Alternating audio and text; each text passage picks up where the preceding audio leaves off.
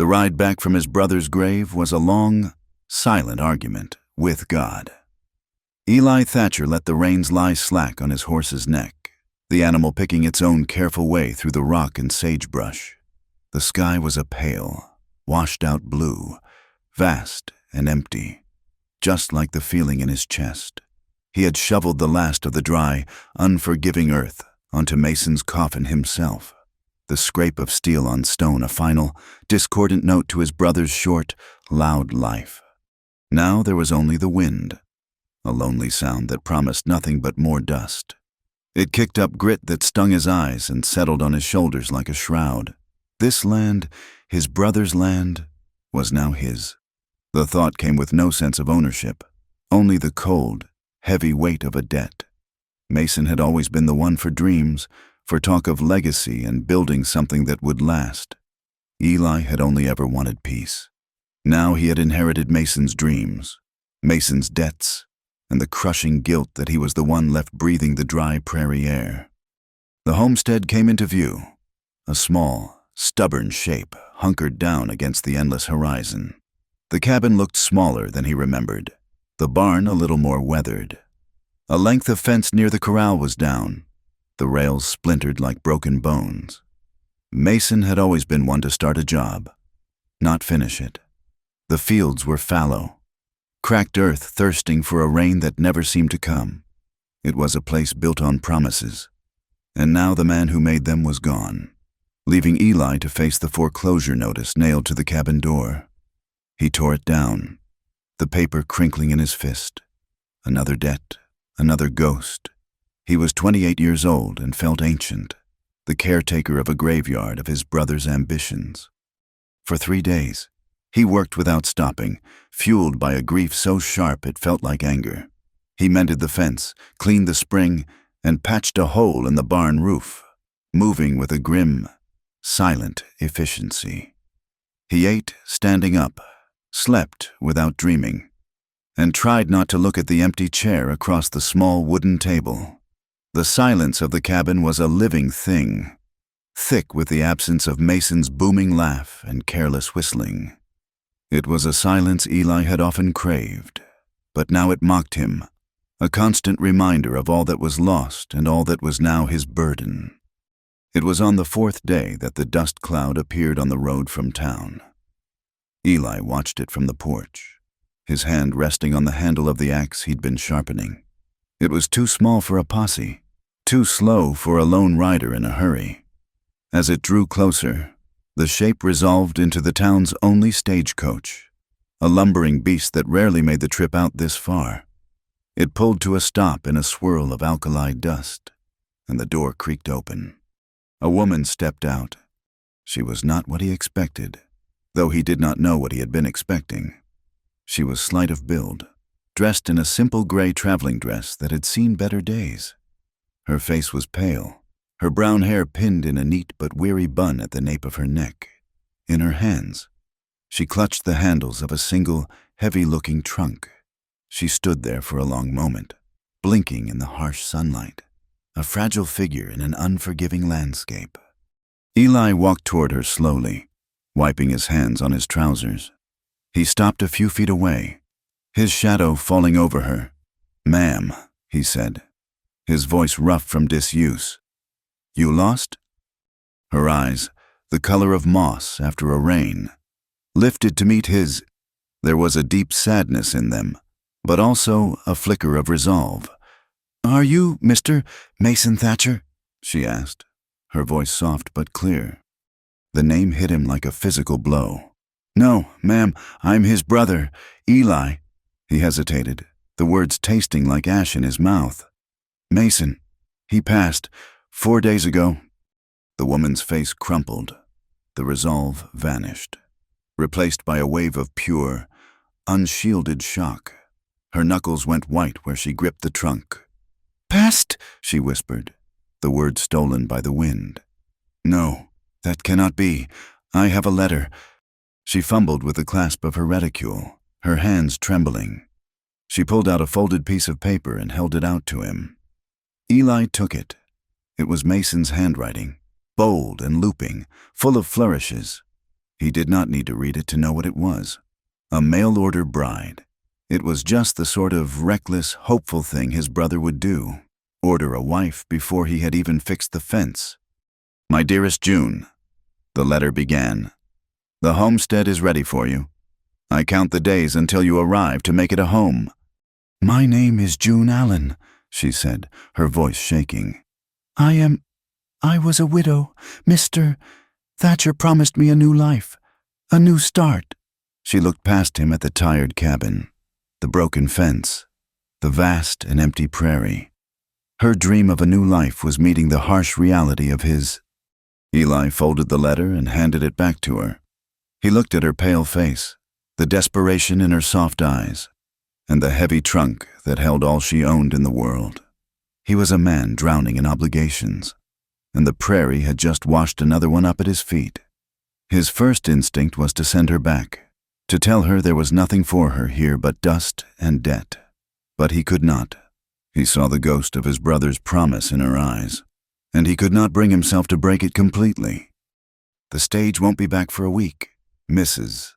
Allen, he said, the words heavy as stone.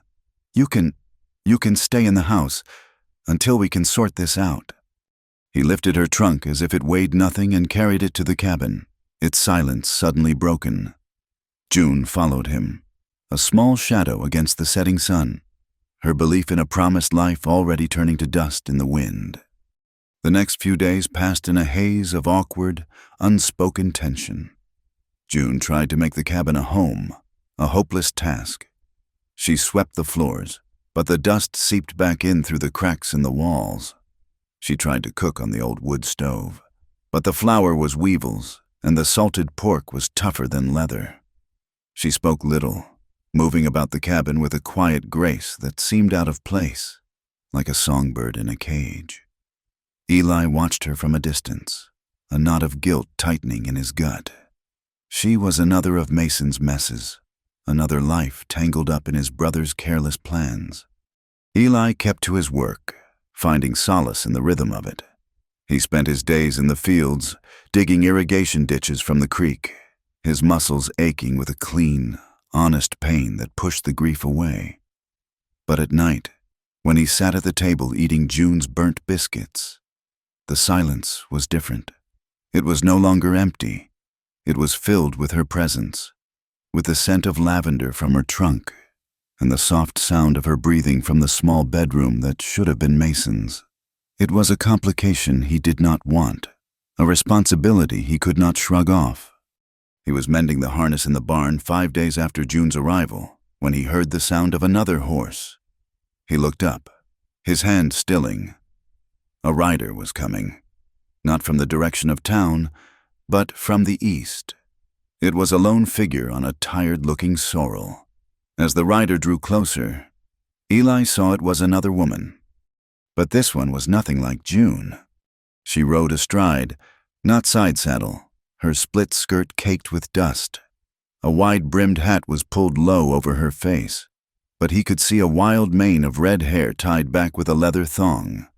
A shotgun was cradled in the saddle boot, its stock worn smooth. She pulled the horse to a halt not 10 feet from him and swung down from the saddle with an easy, confident motion. She was tall, with broad shoulders and a look in her eye that was pure, unvarnished defiance.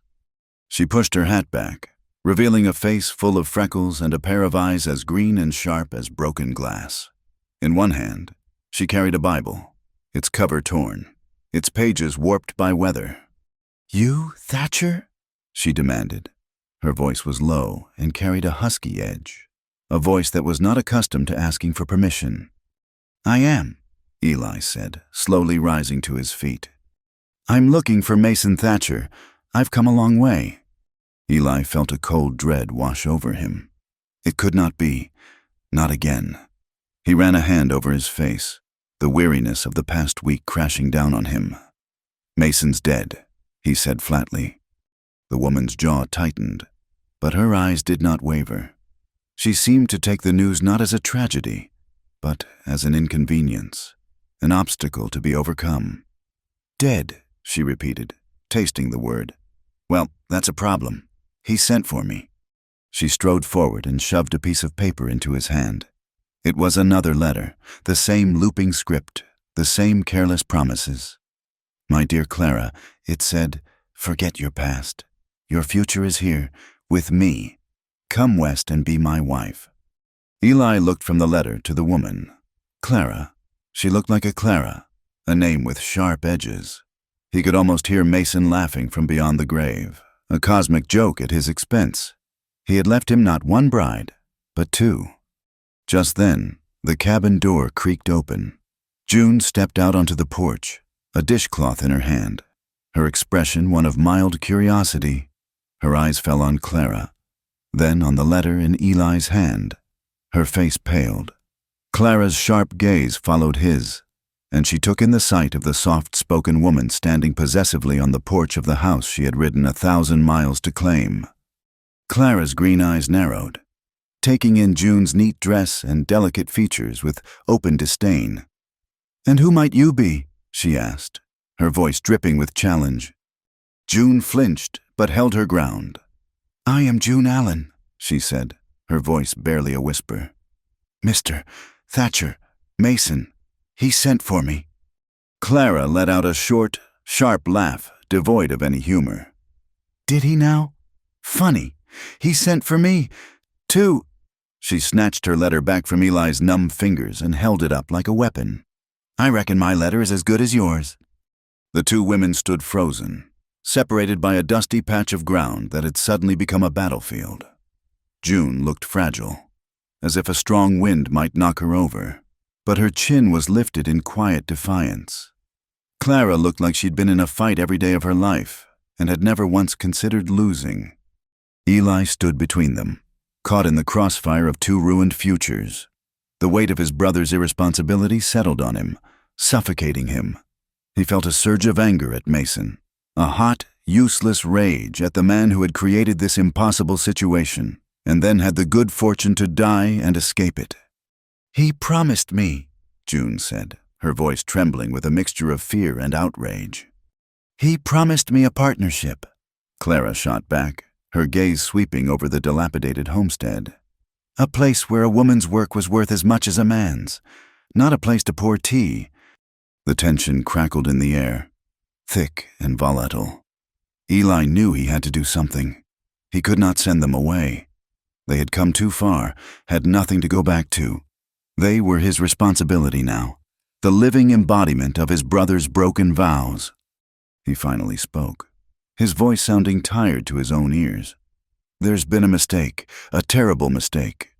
He looked from one woman to the other. "Neither of you can stay here expecting what was promised.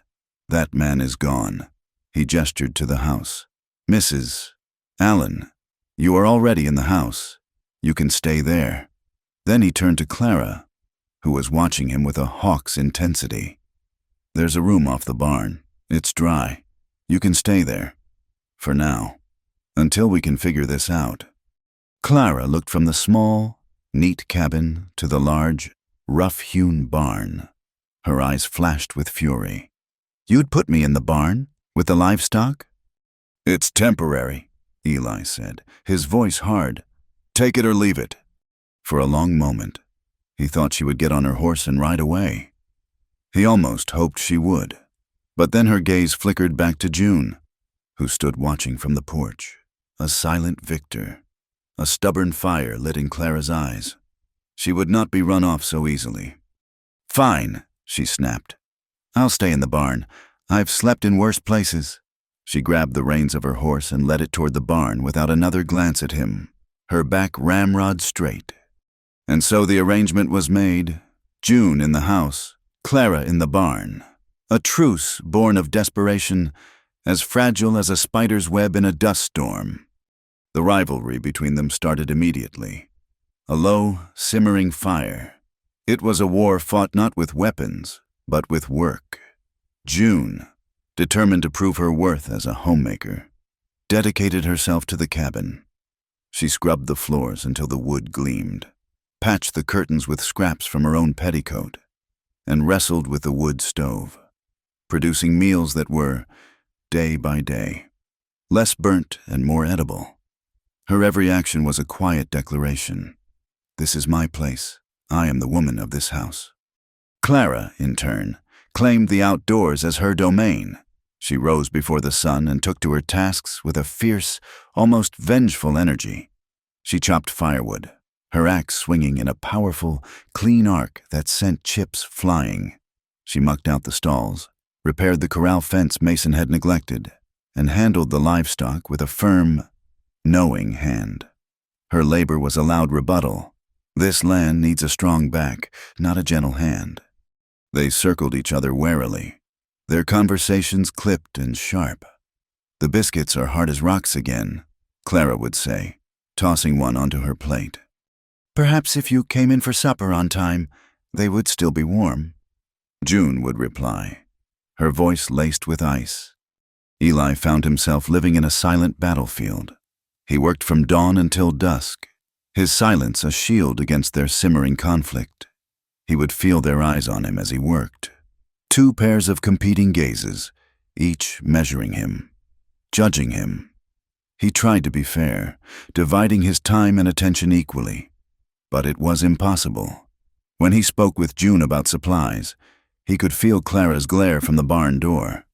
When he helped Clara hoist a new beam for the roof, he knew June was watching from the cabin window. He learned about them in fragments. He saw the way June's hands trembled when she thought no one was watching, a deep well of sorrow behind her composed exterior. And he saw the way Clara would sometimes pause in her work, her defiant expression softening as she stared out at the vast, empty horizon, a profound loneliness in her eyes. Each of them was hiding a wound, a reason they had been desperate enough to answer a stranger's letter and travel to the edge of nowhere. Despite the tension, or maybe because of it, Eli felt a reluctant stirring of attraction. He admired June's quiet resilience, the way she could create a small pocket of order and grace in the middle of chaos. And he was drawn to Clara's raw, untamed spirit, her fierce independence that challenged everything he knew about women. He was Mason's brother, the inheritor of his responsibilities. He had no right to feel anything for these women, yet he did. And the guilt of it was just another heavy stone on his back. The prairie decided to break their stalemate. It had been a dry summer. The grass cured to a crisp, tinder brown. A lightning strike miles to the south was all it took. One afternoon, Eli smelled it before he saw it, the sharp, acrid scent of smoke on the wind. He looked up from the ditch he was digging and saw a dark, churning plume on the southern horizon. A prairie fire, and the wind was blowing it straight toward them. Panic seized him for a second. Cold and sharp, he had seen what these fires could do.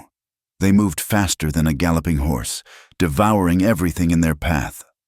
"Clara, June!" he roared, his voice carrying across the yard. Clara was out of the barn in an instant, her face grim. She had seen the smoke too. June appeared on the porch, her hand flying to her mouth. There was no time for rivalry now. There was only survival. "Clara, get the horses and the milk cow. Drive them to the creek bed. It's the only place they'll be safe," Eli commanded, his voice sharp with authority. "June, soak every blanket, every quilt we have in the water trough. We'll need them to beat back the flames from the cabin." They moved without question. Their personal animosity burned away by the immediate, terrifying threat. Clara, her fear channeled into furious action, moved with a stunning efficiency, herding the panicked animals toward the relative safety of the low-lying creek. June, her face set in a mask of grim determination, worked with a steady, frantic pace, dragging heavy, water-soaked blankets from the trough. Eli grabbed buckets and ran for the spring, his heart pounding in his chest. The smoke was thicker now, stinging his eyes and catching in his throat. The horizon was a terrifying wall of orange and black.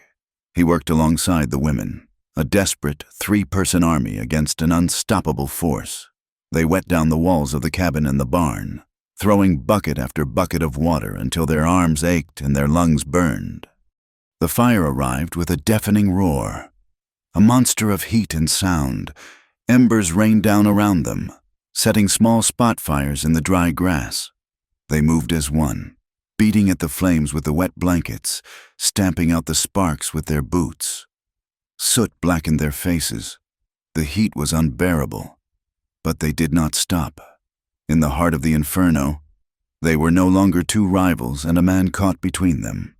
They were a single unit, fighting for their lives, for this small patch of land that had, in the space of an afternoon, become theirs to defend. They fought for what felt like an eternity, until the main front of the fire passed them by, leaving a charred, smoking wasteland in its wake. The cabin and the barn, soaked and steaming, still stood. The livestock was safe in the creek. They had won. Exhausted, filthy, and trembling with adrenaline, they collapsed by the water trough as darkness fell. The air was thick with the smell of smoke and burnt earth. The only light came from the lantern Eli lit in the eerie, glowing embers that dotted the blackened prairie around them. He passed a canteen of water between them, their hands brushing as they took it. For the first time, there was no tension in the touch, only a shared, bone-deep weariness. June looked at Eli, her soft eyes reflecting the lantern light. She saw not the grieving, withdrawn man who had haunted the homestead, but the decisive leader who had saved them. He had been strong, clear-headed, and brave. Clara, leaning against the side of the barn, watched him too. Her usual defiance was gone, replaced by a grudging respect. She had seen the raw strength in him, the quiet competence that required no boasting. He had not flinched from the danger. He had faced it head-on. That night, something shifted between them. The air was still thick with smoke, but the suffocating tension that had defined their existence had dissipated, burned away by the fire. They looked at Eli Thatcher, his face streaked with soot, his shoulders slumped in exhaustion, and for the first time, they both saw the same thing.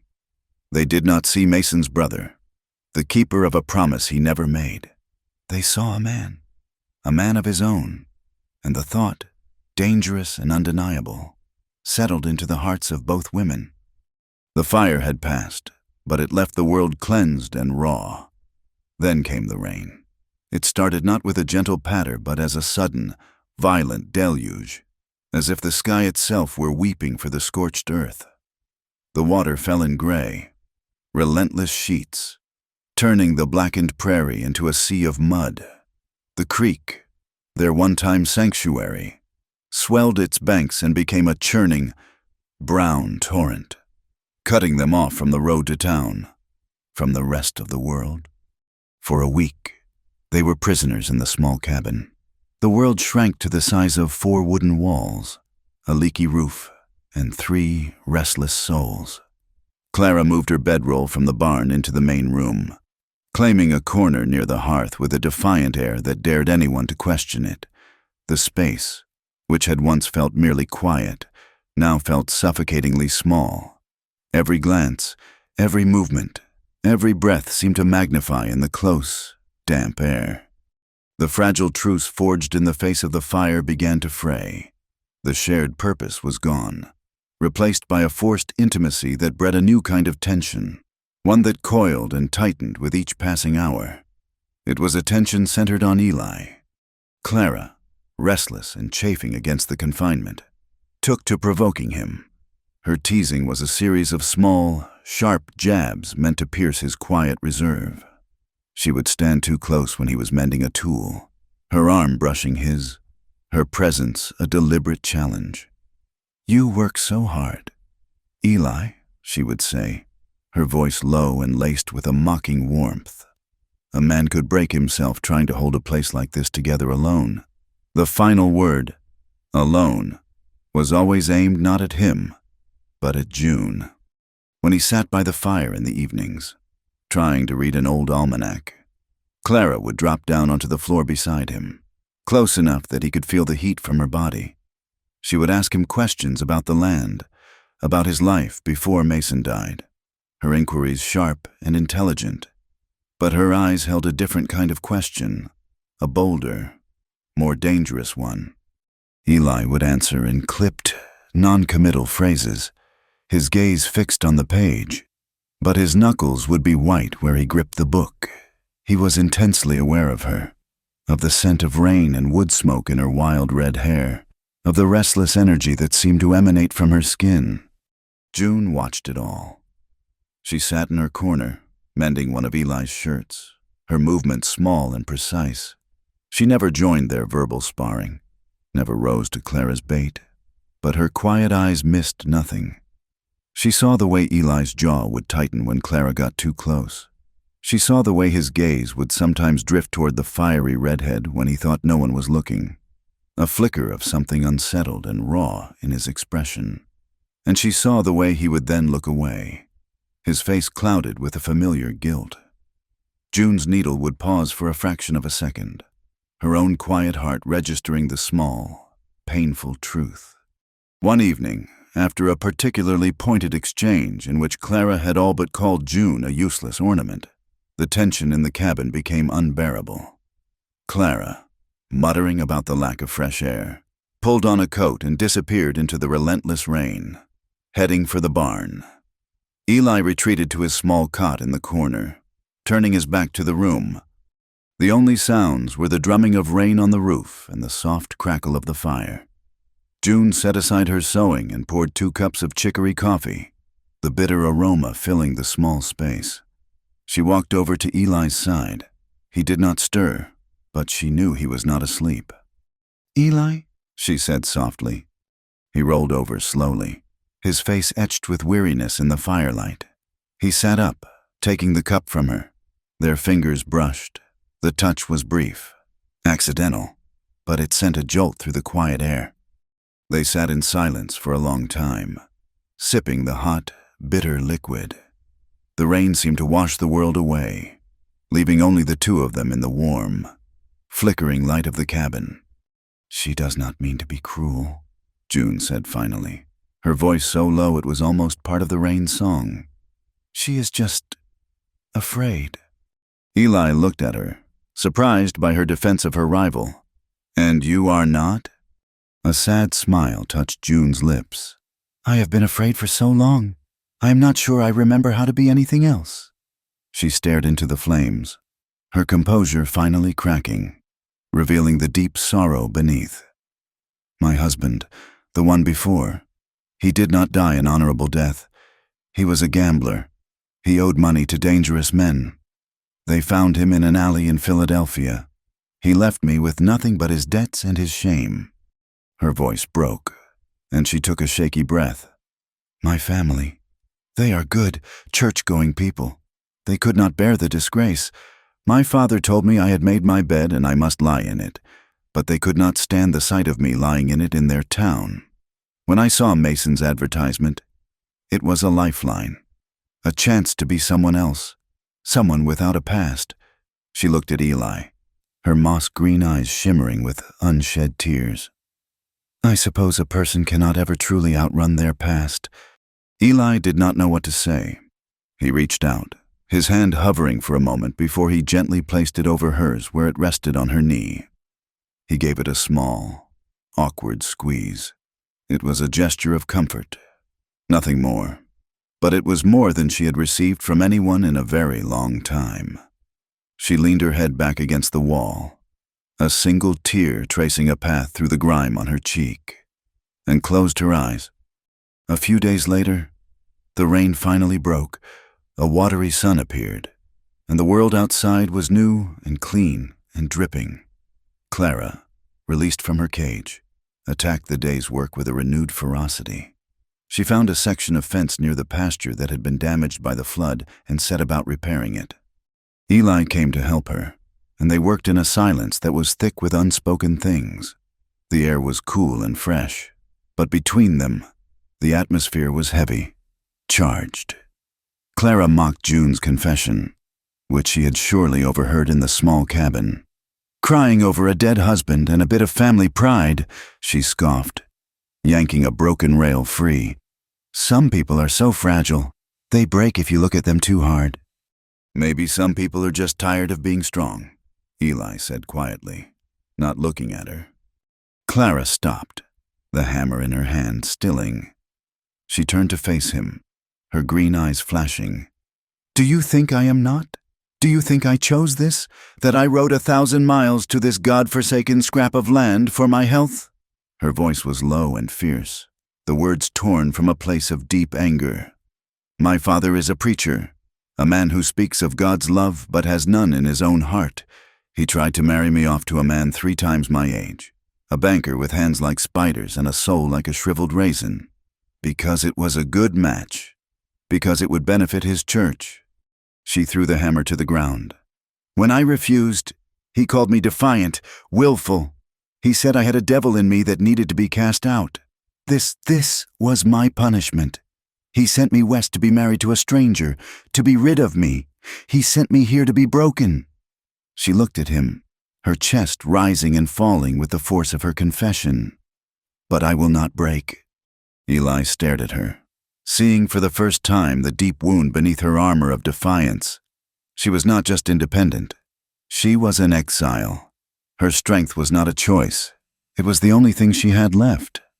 He reached for a new fence rail, wanting to retreat into the safety of the work. As he turned, Clara's hand shot out and grabbed his wrist.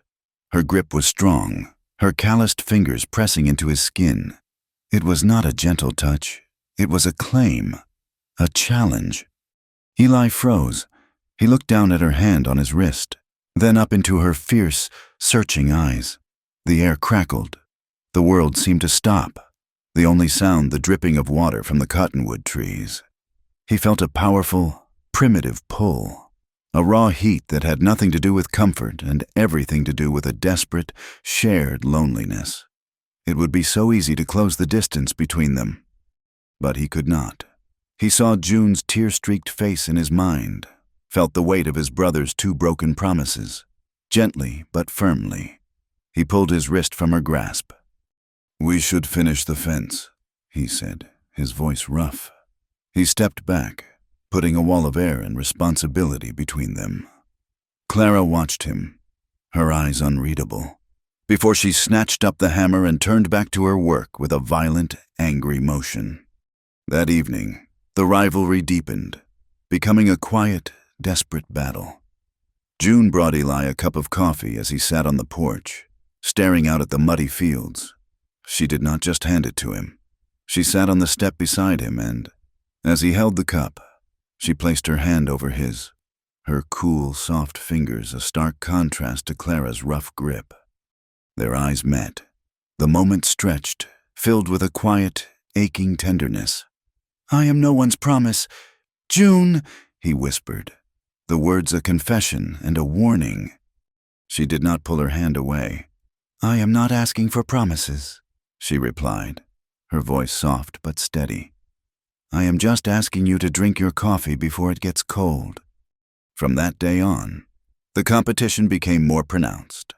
Both women began to take more care with their appearance.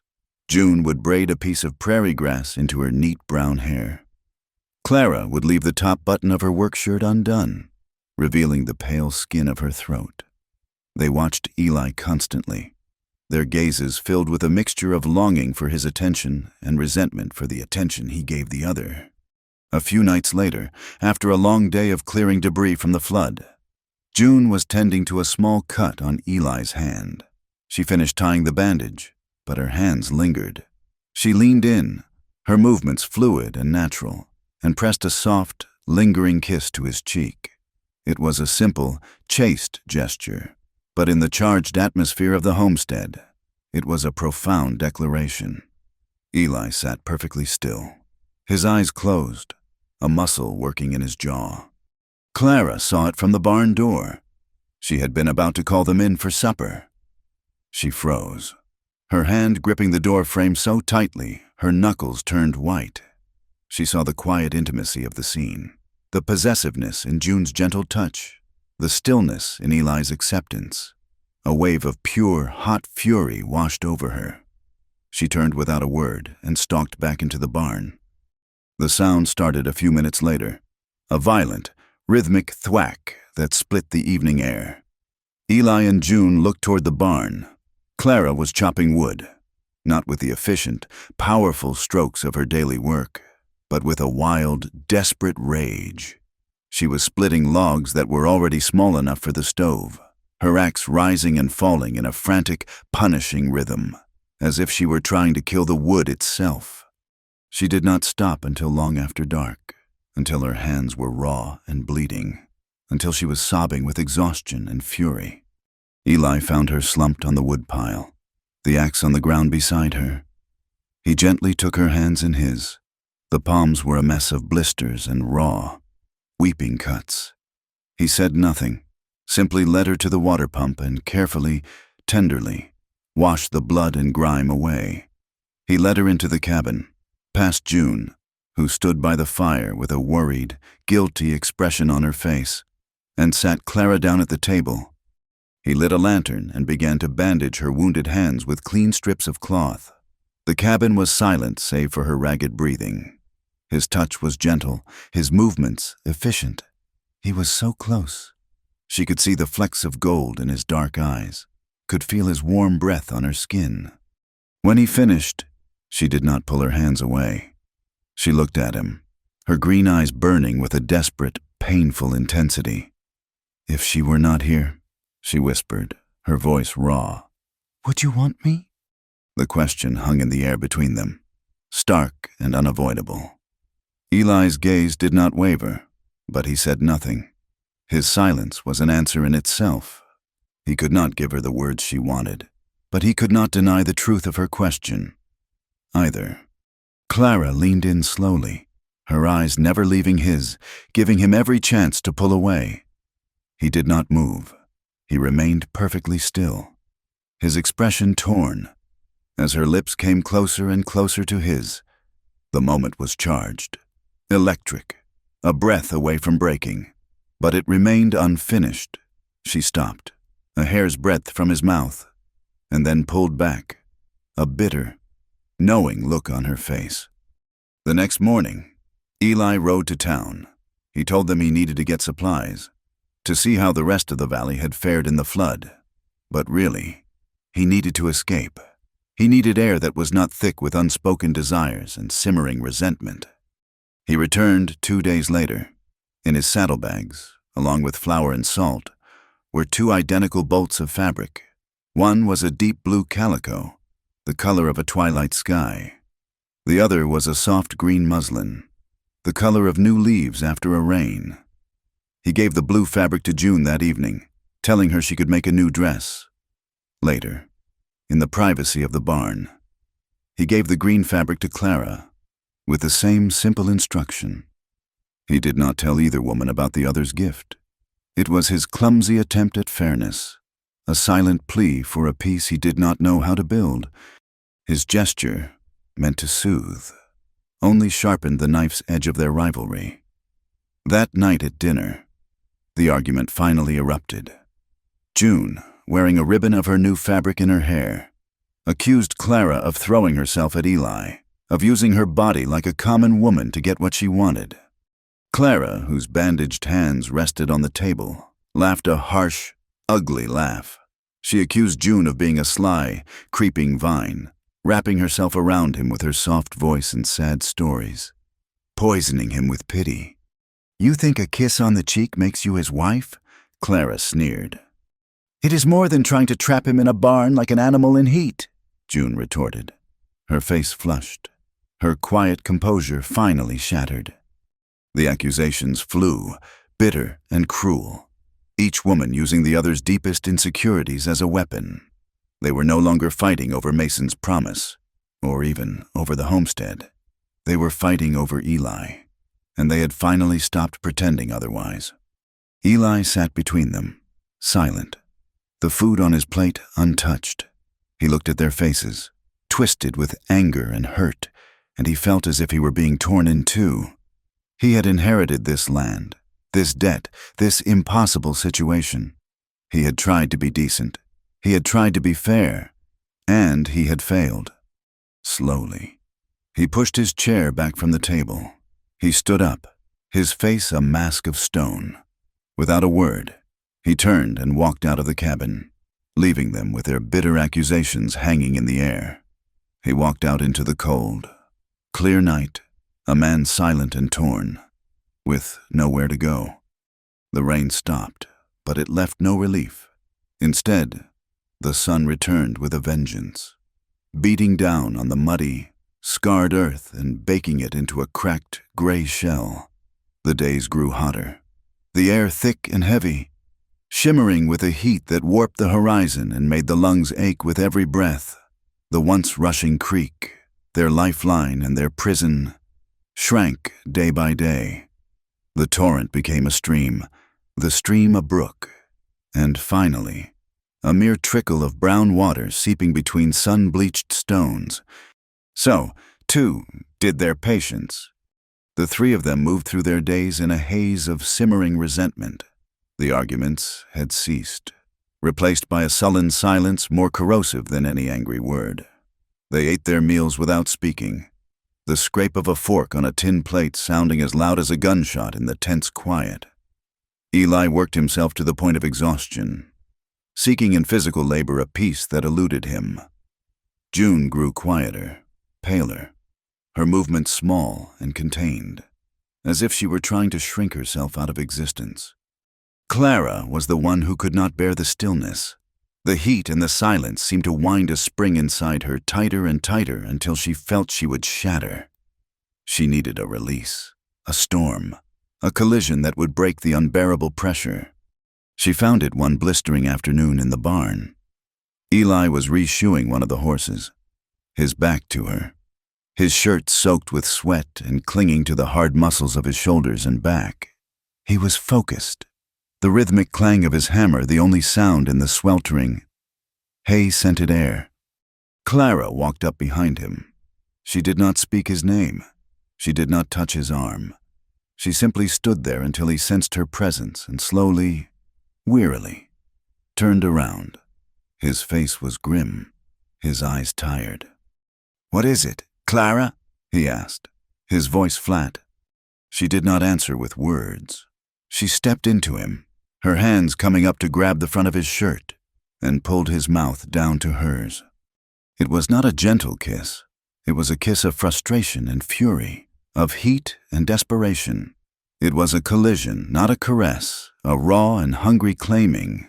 For a long, stunned moment, Eli was rigid, his hands at his sides. He should have pushed her away. He knew he should have. It was the decent thing to do, the right thing. But the heat of the day, the weeks of tension, the crushing weight of his guilt and his own unspoken longing, it all came crashing down. A dam inside him broke. His hands came up, not to push her away, but to bury themselves in her wild red hair. He kissed her back with a ferocity that matched her own, answering a hunger he had refused to name. They stumbled back against a pile of hay, breathless, their mouths still locked together. It was a moment of pure, unthinking instinct, a surrender to the fire that had been smoldering between them for weeks. The world narrowed to the taste of her, the scent of hay and horse and sweat, the desperate, frantic beating of two lonely hearts. A soft intake of breath from the doorway shattered the moment. They sprang apart as if scalded. June stood there, a basket of mending clutched in her hand. She was not crying. Her face was not contorted with anger. It was worse. It was a mask of absolute, hollowed-out shock, her moss-green eyes wide and vacant. The basket slipped from her fingers, spilling thread and worn shirts onto the dusty floor in a single, shattered sound. She did not say a word. She simply turned and walked, stiff-backed and silent, back to the cabin. The aftermath was swift and brutal. The silence that had oppressed them for days finally exploded. By the time Eli and Clara entered the cabin, June was in the small bedroom, throwing her few belongings into her trunk. Her movements were jerky, frantic. Clara stood in the middle of the room, her arms crossed, her face a mixture of defiance and a flicker of something that might have been regret. "What are you doing?" she demanded. "I am leaving," June said, her back to them. Her voice was thin and brittle, like dry leaves. "Leaving? And going where?" Clara's voice was sharp. There is nowhere to go. You will die out there." "Then I will die." June snapped the lid of her trunk shut. "It is better than staying here. I will not stay here." Eli finally found his voice. It felt like dragging stones up from his throat. "June, wait, we need to talk about this." She turned to face him then, and the look in her eyes stopped him cold. The sadness was gone, replaced by a deep, profound hurt that was almost an accusation. "Talk about what? Eli? There is nothing left to say.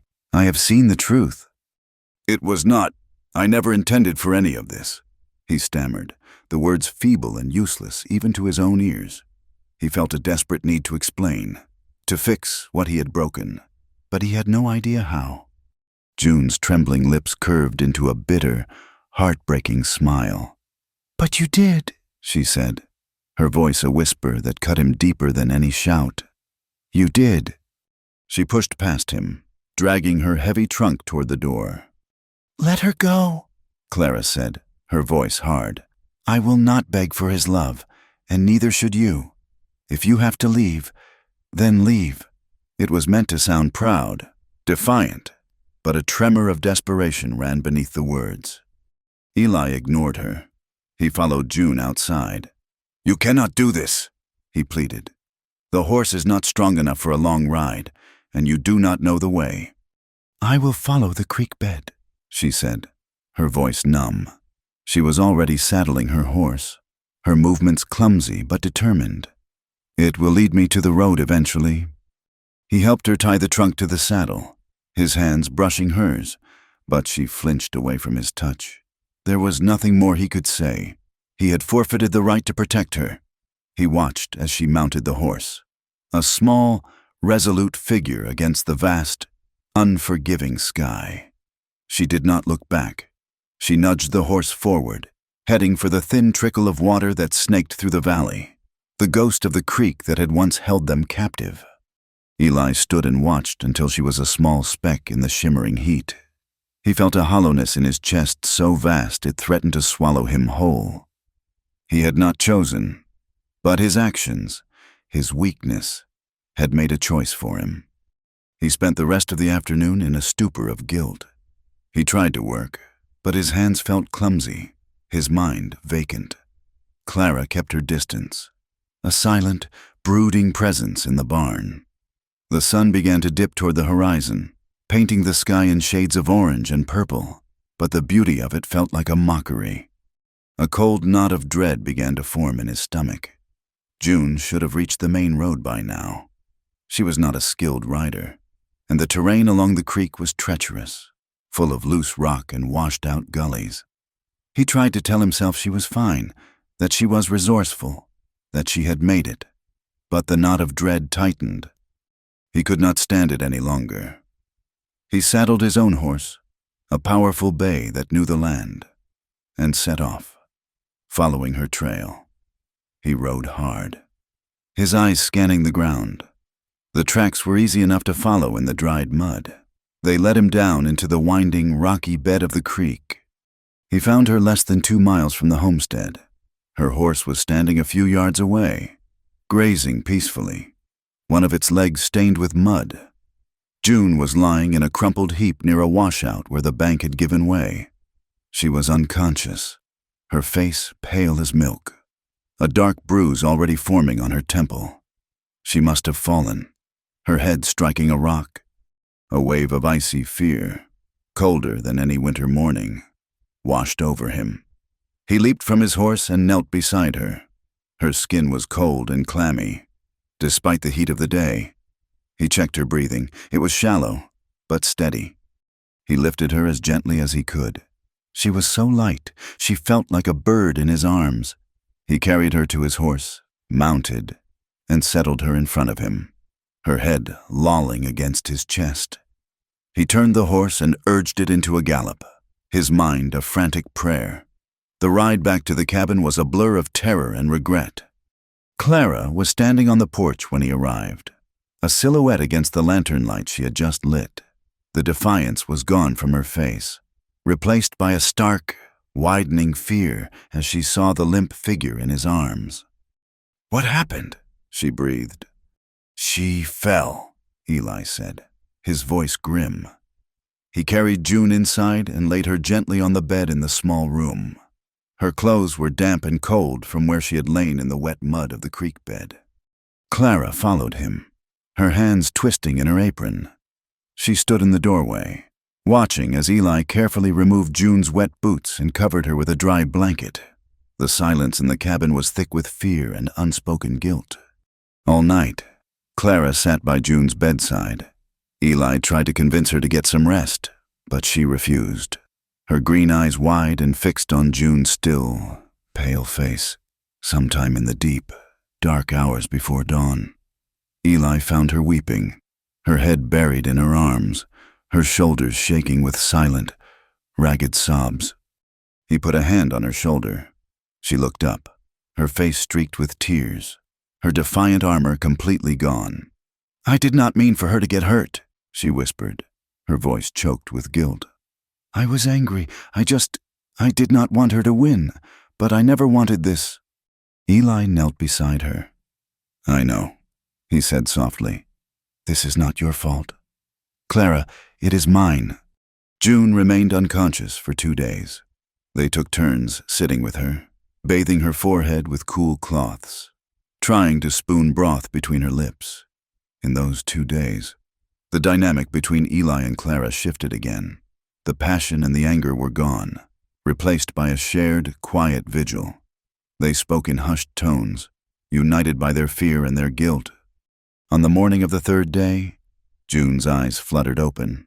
Her first word was a soft, confused, Eli? He was by her side in an instant, his heart flooding with a relief so intense it felt like pain. I am here, June, he said, his voice thick. You are safe. Her recovery was slow. She was weak, and her head ached constantly. But the quiet resilience Eli had first admired began to surface again. The first time she smiled, a small, weak curving of her lips. It felt like the sun breaking through the clouds. A few days later, while Eli was telling her a clumsy story about a stubborn calf, she began to laugh. It was not a loud laugh. It was a quiet, tired sound, breathy and fragile, but it was the most beautiful thing Eli had ever heard. That soft, weary laughter, found in the face of so much pain and hardship, moved him in a way Clara's fiery passion never had. It was the sound of a spirit that could be bent, but not broken. As June grew stronger, Clara pulled back. She was still attentive, bringing June broth and helping her sit up, but the fierce, challenging woman seemed to have vanished. She watched as Eli spent his time by June's bedside, reading to her, or just sitting in silence while she slept. She saw the gentle way he brushed the hair from June's forehead, the tenderness in his eyes that was reserved only for the wounded woman in the bed. Clara did not know how to fight this. She knew how to fight strength with strength, fire with fire, but she did not know how to compete with someone who was wounded and kind. She did not know how to fight the quiet power of June's fragility, or the deep, protective tenderness it evoked in Eli. So she retreated to the barn, to her work, her silence a wall around her own complicated heart. A week later, Eli rode to town for medicine and supplies. He stopped at the blacksmith's forge, not for any work, but to see his oldest friend, a grizzled man named Silas who had known him since he was a boy. He found himself confessing the whole impossible situation, the words tumbling out in a rush of guilt and confusion. I do not know what to do. Silas, he finished, staring into the glowing heart of the forge. Mason left me in a hell of a fix. Silas spat a stream of tobacco juice into the dirt. Sounds to me like Mason's got little to do with it anymore, he said, his voice a low rumble. You got 2 women who want you. That is not a fix. That is a choice. But what choice is it? Eli ran a hand through his hair. One is fire, the other is water. One challenges every part of me, makes me feel alive. The other brings me a kind of peace I did not even know I was missing. He looked at his friend, his face tormented. But that is not the worst of it. The worst of it is, I want both of them, for reasons that shame me. That night, back at the homestead. The air had a different quality. The oppressive heat had broken, and a cool breeze whispered through the open cabin door. June was sitting at the table, strong enough to be out of bed for the first time. Eli was in the kitchen, washing the dinner plates. She stood up and walked over to him, moving slowly but steadily. He turned, a question in his eyes. She did not speak. She reached up, her hands cool on his neck, and drew his face down to hers. She kissed him. It was nothing like Clara's kiss in the barn. It was soft and gentle and full of a quiet, searching tenderness. It was a kiss that asked for nothing and offered a world of comfort. It was a question and an answer all at once. And this time, Eli did not hesitate. He did not pull away. He kissed her back, a feeling of rightness, of coming home, settling over him. From the shadows of the porch, Clara saw them. Her heart gave a painful lurch. She saw the way his arms went around June's waist, the way he melted into the kiss. A month ago, she would have stormed into the barn, would have smashed something, would have screamed her rage at the unjust sky. But this time, she did not move. She did not storm off. She simply watched, a silent figure in the darkness. And in the soft lantern light, she saw not just a rival claiming her prize, but two wounded people finding solace in each other. She saw the peace on Eli's face, a peace she knew she could never give him. And she felt not the sharp, hot sting of fury, but the slow, cold ache of a dawning, painful understanding. Later that night, long after Eli had gone to sleep, Clara found June sitting on the porch steps, staring up at the brilliant tapestry of stars. The silence between them was not tense. For once, it was calm, contemplative. Clara sat down on the step below her. For a long time, they just watched the sky. "He makes you feel safe," Clara said finally, her voice low. It was not a question. It was a statement. June did not look at her. She continued to gaze at the stars. "He makes me feel seen," she answered softly. And in that quiet, shared confession under the vast, silent prairie sky, the rivalry between them did not die, but it changed.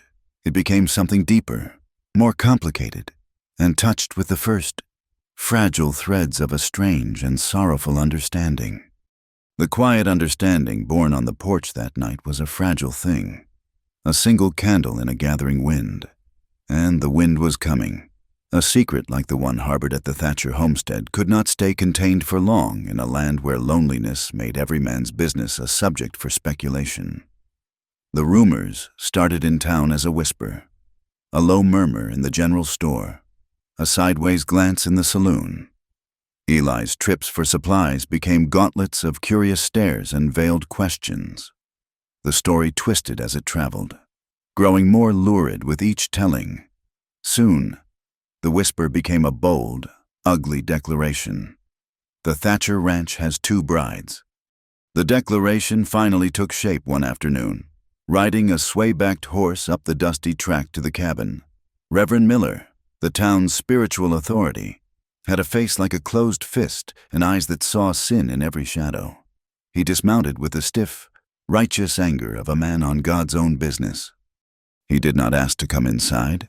He stood on the porch, his black coat absorbing the relentless sun, and leveled a hard gaze at the 3 of them as they gathered in the doorway. Eli stood slightly in front, a silent, unmovable wall.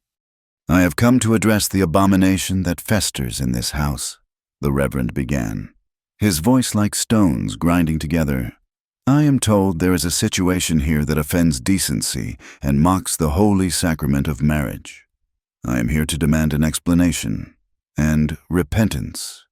His eyes fixed on Clara, the preacher's daughter, the one he clearly saw as the primary source of the corruption.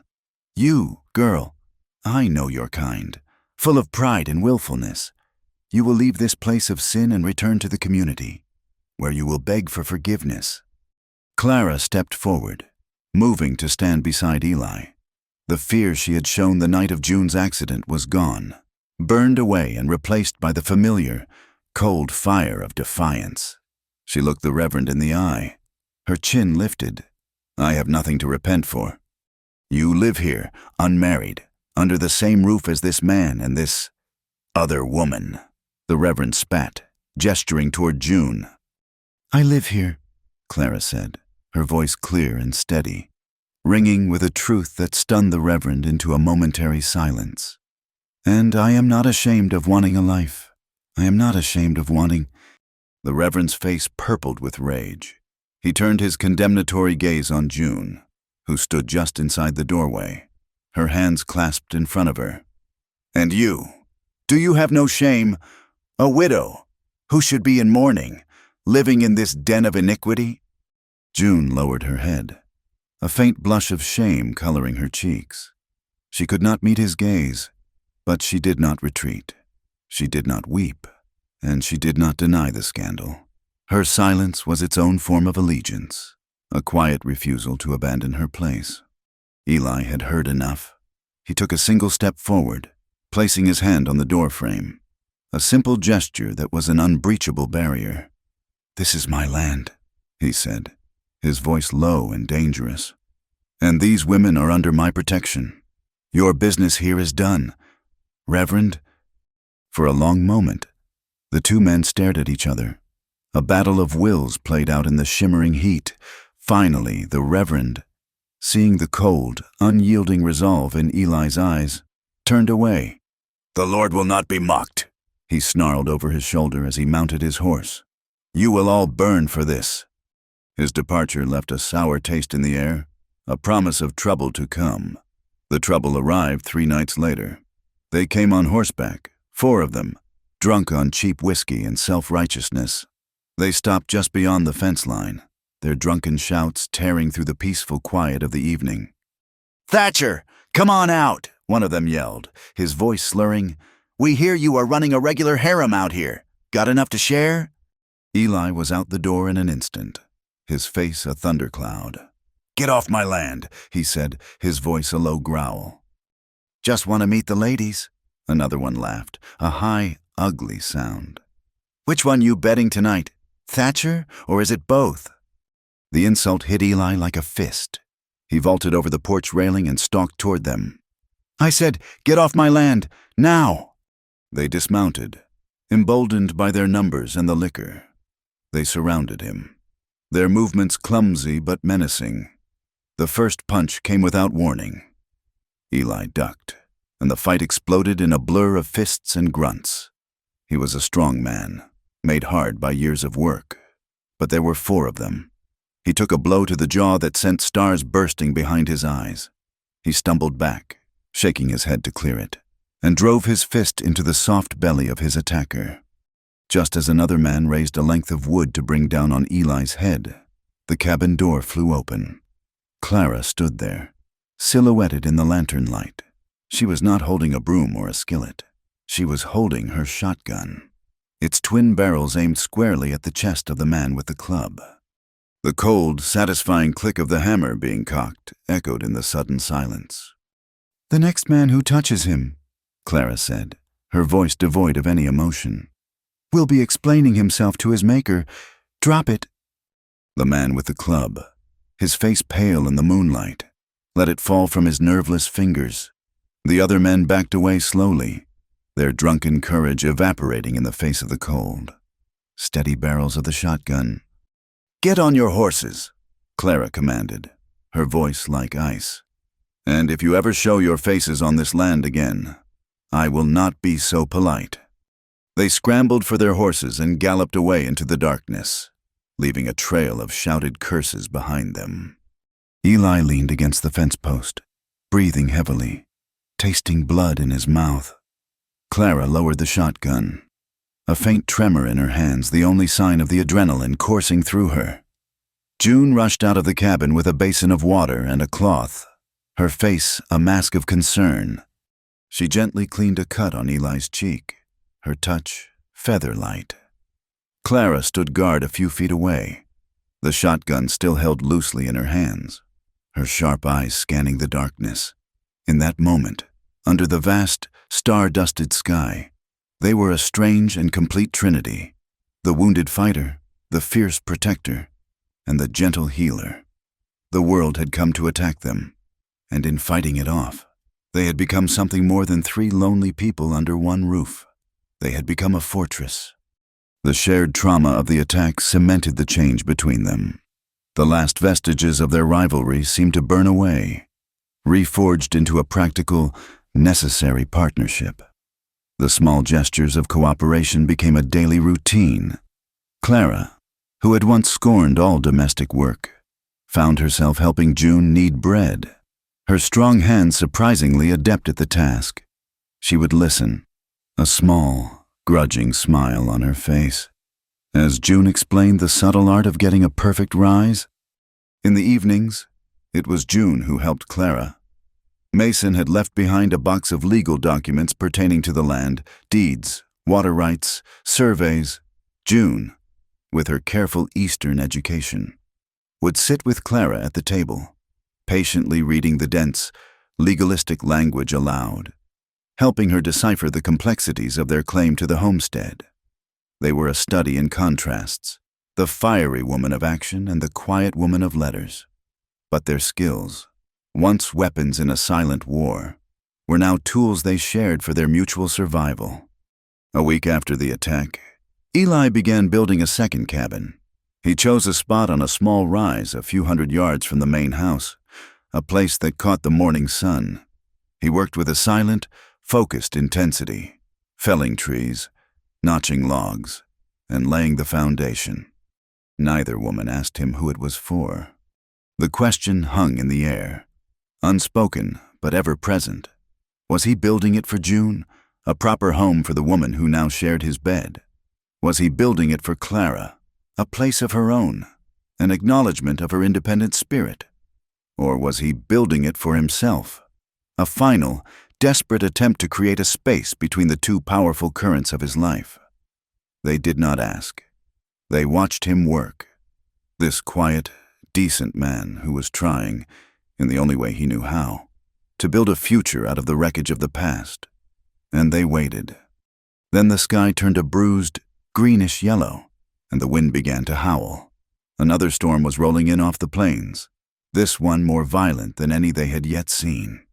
They secured the animals and battened down the cabin just as the first fat drops of rain began to fall. Soon, the rain was a deafening roar on the roof, and flashes of lightning lit the world in stark, jagged flashes, followed by claps of thunder that shook the cabin to its foundations. Trapped indoors again, the world outside reduced to chaos. The emotions they had so carefully managed began to run wild. The small cabin felt charged, electric, the air thick with everything they had not said.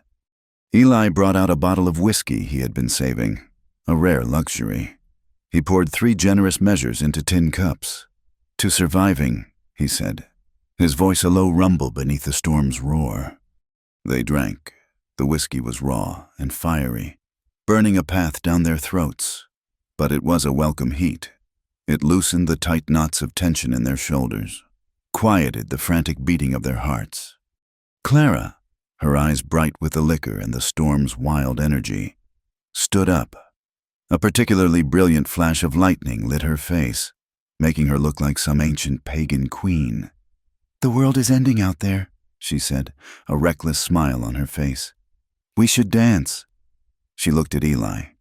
"Dance with me, Eli Thatcher." It was a dare, a challenge. Eli looked from her wild, smiling face to June, who was watching them from her chair by the fire, her expression unreadable. He shook his head. "I am not a dancing man. Clara." "Nonsense," she said, grabbing his hand and pulling him to his feet. "The devil is beating his wife outside. The least we can do is give them some music." She began to hum a lively, stomping reel, pulling a reluctant Eli into a clumsy turn in the small space between the table and the hearth. June watched them. She watched Clara's fiery hair fly as she spun. She watched Eli's initial awkwardness melt into a small, rare smile as he was caught up in her infectious energy. A year ago, a month ago, the sight would have stabbed her with jealousy. Tonight, something else stirred. It was not jealousy, but a strange, deep longing to be a part of that wild, living energy, to not just watch, but to join. Slowly, she stood up. She walked over to them, her heart pounding a rhythm that matched the storm's. She did not cut in. She simply moved into the circle of their dance, placing her hand on Eli's other arm. And so they danced, the three of them, a clumsy, strange, and beautiful mess, turning and stumbling in the flickering firelight as the storm raged around them. They were laughing now, all three of them, a wild, breathless laughter that was part whiskey, part fear, and part a giddy, terrifying freedom. The dance slowed as their laughter and breath gave out. They stood in the center of the room, their chests heaving, the roar of the storm the only sound. Under the blinding flash of another bolt of lightning, the world froze for a heartbeat. In that frozen moment, Clara, still holding his hand, moved it from her arm and deliberately, possessively, pulled it to her waist, pressing his palm against the curve of her hip. It was a silent, fiery claim. At the exact same instant, June, standing on his other side, lifted her hand, not with fire, but with a quiet, aching tenderness, and touched his jaw, her fingers tracing the rough line of his stubble.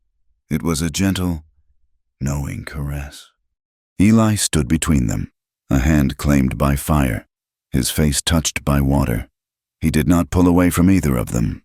He stood perfectly still, a man caught between two worlds, two desires, two futures. And slowly, as the thunder rolled away into the distance, he closed his eyes. It was not a choice. It was a surrender. The quiet that followed was deeper than any silence they had ever shared. It was a silence of pure, terrifying, and profound understanding. Still without a word, June's hands, which had been resting on his shoulders, moved to the front of her own simple dress. Her fingers found the laces of her bodice. Slowly, deliberately, she began to unlace them. It was not an act of seduction. It was an act of profound vulnerability, an offering. Across from her, Clara's eyes met hers over Eli's still form. She saw the quiet resolve on June's face, and with a small, almost imperceptible nod, she mirrored the action, her own hands moving to the front of her shirt. No words, only the soft whisper of laces, the pop of a button, only the ragged sound of three people breathing in a small wooden room while the storm broke around them. Only the heat of the fire, the heat of the whiskey, the heat of hands that had finally stopped fighting. At midnight, the storm began to recede, the thunder softening to a distant grumble. The rain, however, continued, a steady, cleansing sound on the roof. Eli opened his eyes. He looked at each of them, his gaze full of a feeling so deep it had no name. He took each of them by the hand. He led them to the door and out into the rain-swept darkness. He led them, silently, tenderly, away from the cabin, away from the world, down the muddy path toward the creek, the place where June had fallen, the place where their lives had almost shattered. As they reached its banks, the steady rain began to fall a little harder, washing the world clean. They returned from the creek as the first pale light of dawn was breaking through the bruised, rain-washed clouds. They were soaked to the bone, their hair plastered to their skin, their clothes heavy with water. The world felt new, scrubbed clean by the storm, and utterly silent save for the dripping of water from the eaves of the cabin. Nothing was said. No words were needed. The questions that had tormented them for months had been asked and answered in the dark, in the rain, without a single sound. Everything had changed. They moved through the morning in a slow, dreamlike ballet of shared understanding. Eli built up the fire while June and Clara, wrapped in dry blankets, worked together to prepare a meal. Their hands brushed as they reached for the same skillet, and neither pulled away. The awkwardness was gone. the sharp edges of their rivalry worn smooth. A deep, quiet intimacy had taken its place, as tangible as the heat from the hearth. In the days that followed, they settled into a new rhythm, a life built for three. It was a partnership born not of law or tradition, but of necessity and a deep, unspoken affection. June's quiet grace and Clara's fierce energy no longer competed. They complemented. June would manage the cabin and the garden, creating a pocket of order and peace, while Clara, working alongside Eli, would tackle the harder labor of the land, her strength a match for his. They worked together, ate together, and in the evenings, sat together on the porch, watching the stars emerge in the vast, dark sky. The second cabin Eli was building remained half-finished, the project abandoned without discussion. It was clear to all of them now that their home was not a structure to be built, but a space they had already created between the three of them. The tension was gone, replaced by a fragile peace, a sense of belonging that none of them had ever known. But the world outside their small fortress of affection was still watching, and it was beginning to close in. He arrived on a government-issued horse, a man with a tired face and a satchel full of official-looking papers. He introduced himself as Mr. Davies, an agent from the Territorial Land Office. He did not ask about their living arrangements. He was not concerned with morality, only with maps and deeds. He spread a large, crackling map on their dinner table. "I am here about the Thatcher claim," he said, his finger tracing the lines that marked their homestead. "There is a discrepancy in the survey. The railroad has a prior claim to the northern pasture, and the original deed, filed by your brother, Mr. Thatcher, was never properly finalized. It is being contested." Eli stared at the man's finger, at the line that casually cut their world in two. "Contested? By who?" "By the land office," Davies said, not unkindly. "Son, as far as the United States government is concerned, your brother was a squatter. A well-intentioned one, perhaps, but a squatter nonetheless. You may lose everything." The words fell into the quiet cabin like stones into a still pond. Lose everything. The land they had fought fire and flood to protect, the place that had been forged into a home by their shared struggle, could be taken away with the stroke of a pen. After the agent left, promising to return with a final verdict in a month's time, a chasm opened between them once more. But this time, it was not born of jealousy. It was born of fear. "We will fight it," Clara said immediately, her eyes blazing with the familiar fire. She was already pulling out the box of Mason's papers, her mind sharp and clear. "There are laws for this. Homestead rights. We can file a counterclaim. I will not let some faceless man in an office steal our home." She saw the problem as a fence to be mended, a challenge to be met head-on. But June was trembling. She looked around the small cabin, at the patched curtains and the worn wooden floor, and her face was a mask of old, familiar terror. "Fight it with what?" she whispered, her voice barely audible. "With more broken promises. I have been through this before. Eli, I have watched a home burn down around me. I have seen everything I thought was mine turn to ash." She looked at him, her eyes pleading. "Let us leave. We can go somewhere else. West. We can start again, before this place burns down. She saw the problem as a coming fire, a disaster to be fled. Eli stood between them, paralyzed. He saw the logic in Clara's defiance and the wisdom in June's fear, but all he felt was the crushing weight of his own failure. He had inherited this land, this flawed deed, this impossible life. He had brought these two women into it, had bound them to him, and now he was going to lead them to ruin. He looked at their faces, Clara's, fierce and ready for battle, June's, gentle and braced for pain, and a wave of profound shame washed over him. They deserved so much more than this. They deserved more than a broke, landless man haunted by his brother's ghosts. "You should both go," he said, the words tasting like poison in his mouth. He could not look at them. He stared at a crack in the floorboards. Davies was right. I have nothing. This land is likely lost. You deserve more than a man like me, a man with nothing to offer but hardship. The silence that followed was heavy, suffocating. Then he heard the soft rustle of June's dress. She stood in front of him. He still could not look up. Her hand cracked across his face. The slap was not hard, but it was sharp, stinging, and utterly shocking. It was the most violent act he had ever seen from her. He looked up, stunned, his cheek tingling. Her eyes were not pleading anymore. They were filled with a furious, heartbreaking strength. "Do not you dare!" she said, her voice shaking with a rage he had never known she possessed. "Do not you dare choose for us. Do not you dare choose nothing. We have fought too hard for what we have here.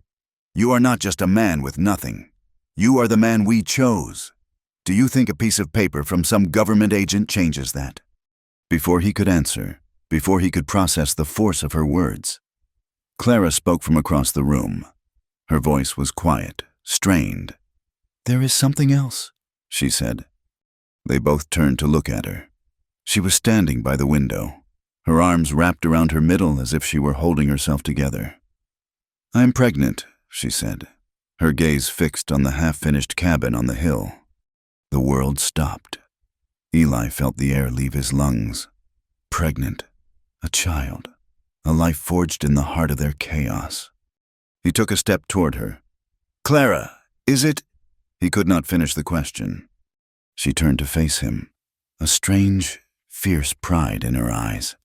"I do not know whose it is," she said, the words a direct challenge to the world, to its rules and its demands for certainty. "And it does not matter. It is mine. It is ours." Eli's mind reeled. A child. A new life was coming. A life that would be born into this uncertainty, into this scandal, into a home that might not even be theirs. The weight of his responsibility, his duty, became immense, unbearable. There was only one decent thing a man could do. "I will marry you, Clara," he said, the words tasting of duty and ash. "We will give the child a name."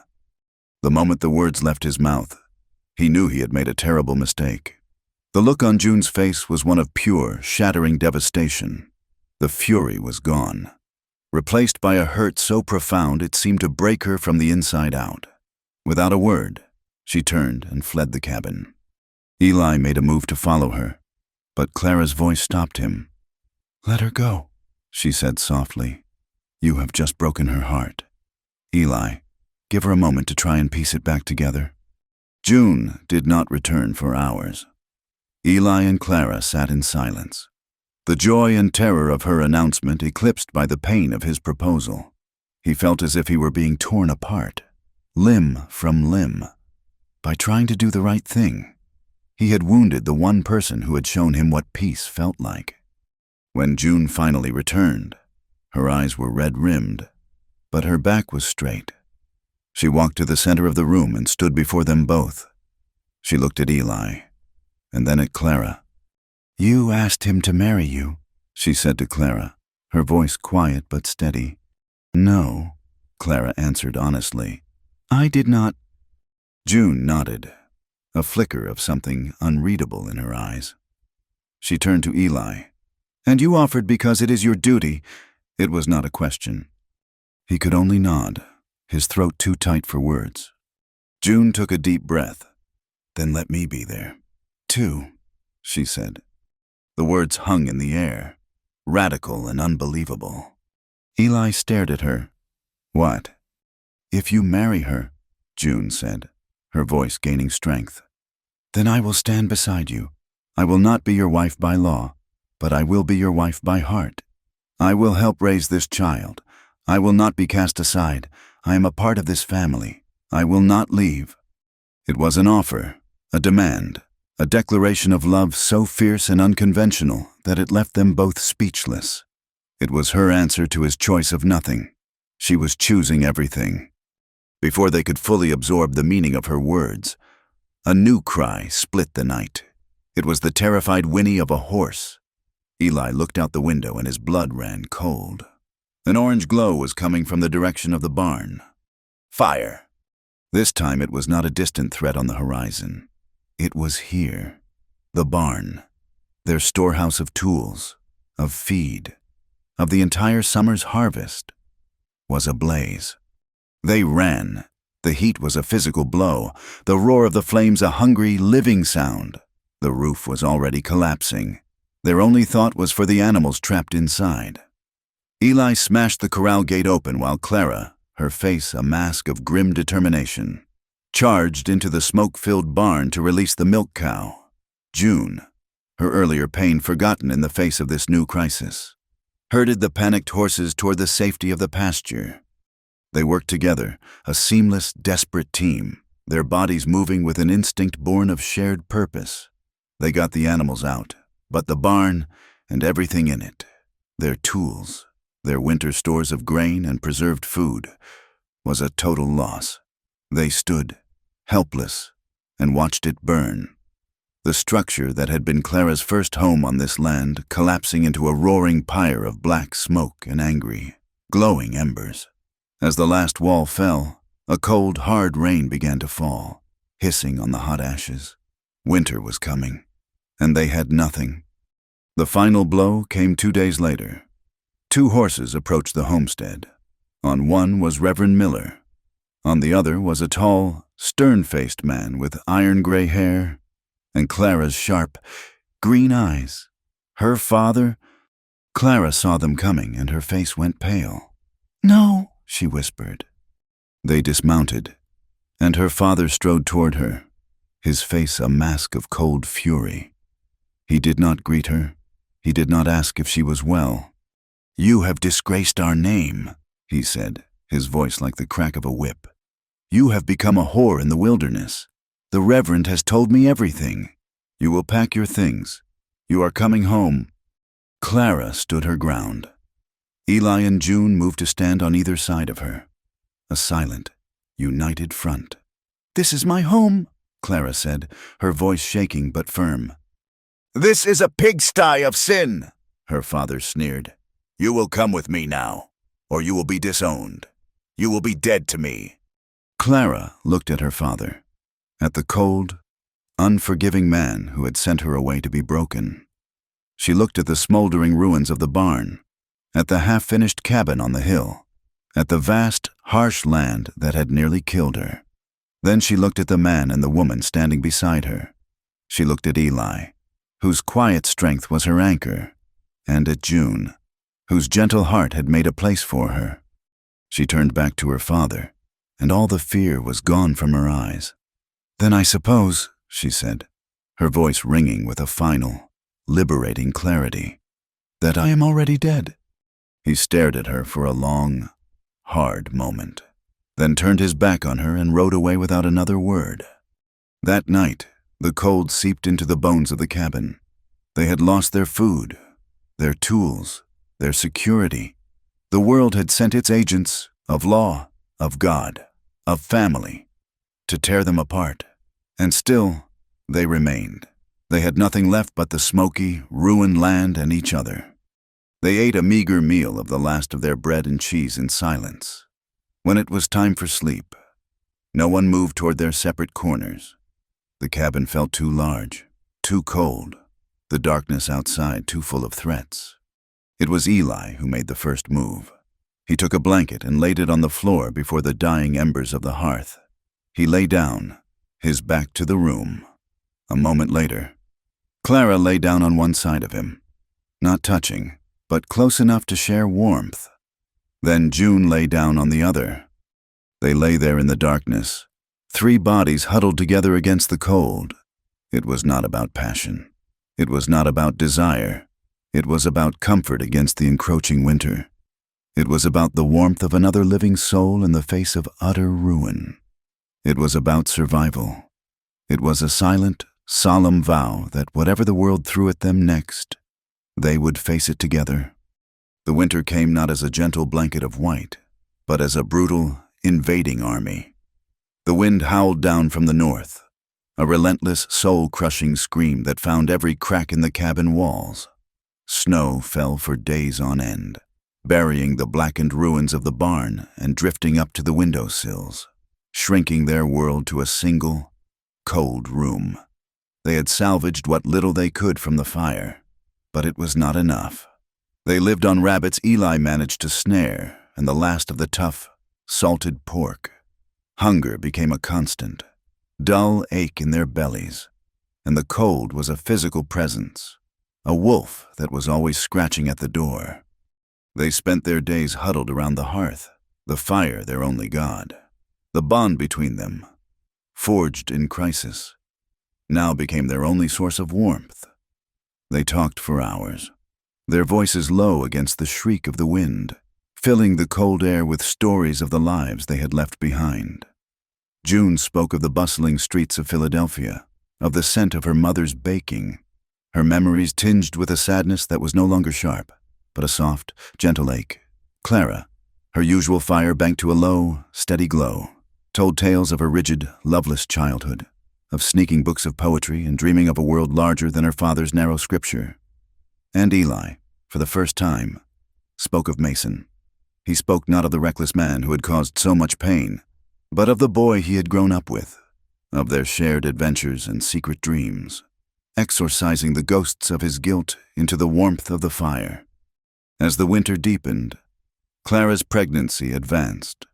Her belly grew round and firm beneath her worn dress, a stubborn promise of life in the midst of a dying season. She grew tired, her fierce energy focused inward now on the task of creation. June cared for her with a tenderness that was both maternal and sisterly, brewing her teas from dried herbs and ensuring she had the largest share of their meager meals. Eli watched them, his heart filled with a feeling so vast and complex he could not put a name to it. He would carve small wooden animals for the child, his rough hands surprisingly deft, his face softened by a quiet, wondering hope. The baby came during the worst blizzard of the year. The snow fell so thick and fast it erased the world, the wind rattling the very bones of the cabin. Clara's labor began at dawn, her pains coming swift and hard. There was no question of fetching a doctor, no hope of help from the outside world. There was only the three of them, and the storm, and the miracle of birth. Eli kept the fire roaring, melting snow for warm water, his quiet, steady presence a rock in the chaos. June, her face calm and determined, became the midwife. She held Clara's hand, wiped her brow, and spoke to her in a low, soothing murmur, her voice a lifeline in the sea of pain. The hours blurred into a haze of struggle and prayer. Clara fought with the same fierce, unyielding spirit she brought to everything in her life, her cries lost in the roar of the blizzard. In the deep, dark heart of the storm, as the wind clawed at the roof and the world seemed to be coming apart, the baby was born. A son. His first cry was a thin, reedy sound. Yet it cut through the fury of the storm with the force of a trumpet blast, a defiant declaration of life. June cleaned him and wrapped him in a piece of soft, clean linen she had saved, and placed him in his mother's arms. Clara, exhausted and luminous, looked down at the small, perfect face of her son. Eli knelt beside the bed, his face streaked with tears he did not bother to wipe away. He looked at Clara, then at June, his heart overflowing with a love and gratitude that was almost painful. They were a family. Not a family the world would recognize, but a family all the same, bound by hardship, by choice, and now by the sacred, undeniable fact of this new life. "He needs a name," June said softly, her hand resting on Clara's shoulder. Clara looked from the baby to Eli, and then to the empty chair that always seemed to be in the room. "His name is Mason," she said, her voice clear and strong. She was not naming him for the man who had made the broken promises. She was naming him for the brother Eli had loved, for the future they were building from the wreckage of the past. It was an act of forgiveness, of redemption, of hope. And in that moment, the last of the ghosts fled the small cabin, banished by the cry of a newborn child. When the spring thaw finally came, melting the snow and revealing a world washed clean. Something in the town had thought as well. The story of the Thatcher homestead had become a local legend, told in hushed tones around the pot-bellied stove at the general store. The family that had survived the fire, the flood, the outlaws, and the brutal winter was no longer seen as a scandal. They were a curiosity, a testament to a kind of grit and endurance that the hard land respected. The gossip had not disappeared, but its nature had changed. It was spoken now with a kind of grudging awe and a little bit of fear. As Silas, the blacksmith, was heard to say to a traveling salesman, "You best leave them folks alone. They ain't like other people." Someone else, a farmer's wife with a poetic soul, gave their strange family a name. "Three hearts, one hearth," she had said. And the name stuck. Their most pressing battle, the one for the land itself, was won not with shotguns or fists, but with paper and ink. Clara, armed with the knowledge she had painstakingly pieced together from Mason's documents, wrote a long, detailed letter to the Territorial Land Office. She laid out their claim, citing homesteading laws and precedents with a clarity and force that would have made a lawyer proud. But it was June who provided the final, crucial piece of the puzzle. She wrote a letter of her own, not to the government, but to a second cousin of her mother's in Philadelphia, a man who had become a prominent attorney with connections in Washington. She swallowed her pride and wrote of her situation, not with shame, but with a simple, honest dignity. She did not ask for pity. She asked for help in securing the home she had helped to build. 2 months later, a letter arrived bearing an official government seal, an inquiry from a respected East Coast law firm. It seemed carried more weight than a claim from a lonely outpost in the West. The deed was contested no more. The land was theirs. That summer was a time of rebuilding. With the deed secured, Eli returned to the second cabin. He worked with a light heart, and soon the small, sturdy structure was complete. It was a beautiful cabin, with a tight roof and a commanding view of the valley. When it was finished, Eli cleaned his tools and put them away, but he never moved in. One evening, as they sat on the porch watching young Mason sleep in his cradle, Clara finally asked the question, "Who is the new cabin for? Eli?" Eli looked at the new building, then back at the two women beside him. He reached out and took both of their hands in his. "It is for all of us," he said. "For a future. But it is not a home." He squeezed their hands. "Home is right here. It is where you both are." Life settled into a rhythm that was as beautiful and unconventional as their family. The rivalry between Clara and June did not vanish entirely, but it transformed. It became a kind of intimate, loving game. They still argued, but now their arguments were punctuated with laughter. "You used too much salt in the stew again. June," Clara would complain, her mouth twitching with a suppressed smile. "And you, Clara, still chop wood as if you are angry at every tree on this homestead," June would retort, her eyes twinkling. Their differences were no longer a source of conflict, but a source of strength and amusement. They were the interlocking pieces of a puzzle that, against all odds, fit together perfectly. They raised Mason together, his two mothers and his father, showering him with a love that was as vast and wild as the land itself. One warm spring night, a year after the great storm, they walked together down to the creek. The water was running high and clear, chuckling over the stones, the banks green with new grass. The moon was full, bathing the world in a soft, silver light. Clara, her old, reckless spirit bubbling to the surface, turned to Eli with a mischievous glint in her eye. "I dare you to jump in." Eli looked at the cold, rushing water and then at June, who was watching him, a slow, beautiful smile spreading across her face. She laughed, a sound as clear and happy as the creek itself. "He will not do it," she said, challenging him. With a whoop, Eli kicked off his boots, stripped off his shirt, and plunged into the icy water. He came up sputtering and laughing, the sound echoing in the quiet night. Clara, never one to be left out of a dare, followed him in, her own laughter mixing with his. She splashed him, and he splashed her back, their play as innocent and joyful as two children. June waded in more slowly, the cool water swirling around the hem of her dress. She came to stand between them in the moonlit water. The horseplay stopped. Eli stood in the middle, the water rushing around his waist, and looked from one woman to the other. He looked at Clara, his fiery, indomitable partner, her wet hair clinging to her strong shoulders. He looked at June, his gentle, resilient heart, her serene face glowing in the moonlight. He leaned in and kissed Clara, a kiss full of laughter and passion. Then he turned and kissed June, a kiss of deep, abiding peace. Then they both moved toward him. One hand went to each of his cheeks, and they kissed him together, their lips meeting his. It was not a kiss of possession, not a claim of victory.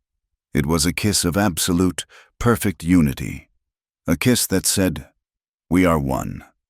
We are whole. We are home." A few years later, Reverend Miller died in his sleep. The town, now a more tolerant place, found itself without a spiritual leader. A delegation of town elders, led by Silas the blacksmith, rode out to the Thatcher homestead. They did not come to condemn. They came to ask Clara, the disgraced preacher's daughter, if she would speak at his funeral. She stood before the small congregation in the humble church, her son Mason in the front pew between June and Eli. She did not speak of fire and brimstone. She did not speak of sin. She looked at the faces of the people she had come to know, and she spoke from her heart. "I was told that love had rules," she said, her voice clear and strong. "I was taught that it had to fit within the neat lines drawn by men, but I have learned that out here, in this vast and unforgiving land, life is not neat, and love is wilder than that. It is stronger than shame, and braver than loneliness. It does not break. It finds a way to grow, in the hardest of ground." Eli watched June as she knelt in the garden they had built together, beside the charred foundation of the old barn. She was planting roses, her gentle hands pressing the roots into the rich, dark earth, bringing beauty to a place of ashes. Later that week, he saw Clara by the new corral fence. She had taken out her pocket knife and was carefully carving her initials, C.T., into the top rail, right beside the ETET. He had carved there years before. It was not an act of replacement, but of addition, a new mark, added to the old, making it complete. The story ends at dusk, as so many stories in the West do.